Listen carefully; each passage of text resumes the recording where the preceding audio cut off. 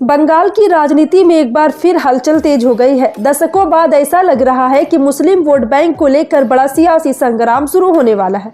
ममता बनर्जी की मजबूत माने जाने वाली पकड़ को अब सीधी चुनौती मिलती दिख रही है और इस पटकथा के किरदार भी धीरे धीरे सामने आ रहे हैं। जिस मुस्लिम वोट बैंक के सहारे ममता बनर्जी सालों से बंगाल की सत्ता पर काबिज है, उसी पर अब सेंध लगाने की तैयारी हो रही है।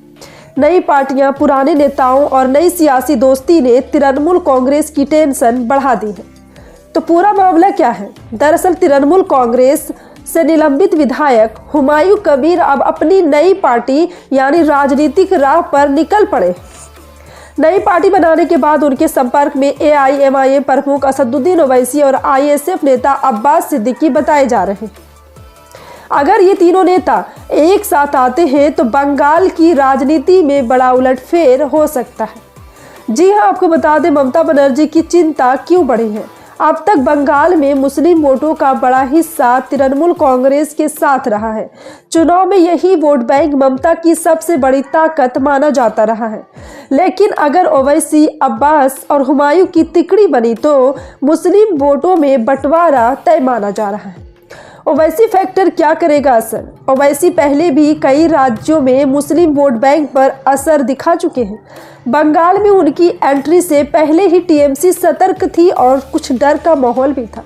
अब अगर उन्हें स्थानीय नेताओं और धार्मिक प्रभाव वाले चेहरों का साथ मिलता है तो यह गठजोड़ ममता के लिए सिरदर्द बन सकता है। अब्बास सिद्दीकी की भूमिका अहम है। अब्बास सिद्दीकी का दक्षिणी बंगाल और खासकर मुस्लिम युवाओं में अच्छा प्रभाव माना जाता रहा है।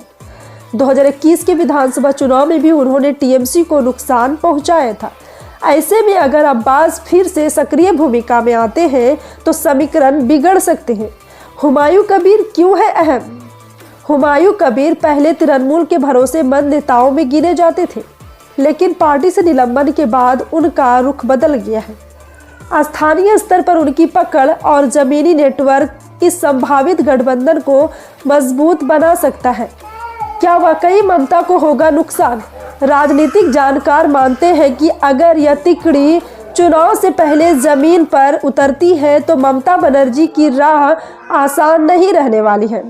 मुस्लिम वोट बैंक का बिखराव सीधे तौर पर तृणमूल को नुकसान पहुंचा सकता है, जिसका फायदा BJP या अन्य दल उठा सकते हैं। तो आगे क्या? फिलहाल तस्वीर पूरी तरह साफ नहीं है, लेकिन संकेत साफ है कि बंगाल की राजनीति में मुस्लिम वोट बैंक पर दशकों बाद खुली जंग शुरू हो चुकी है।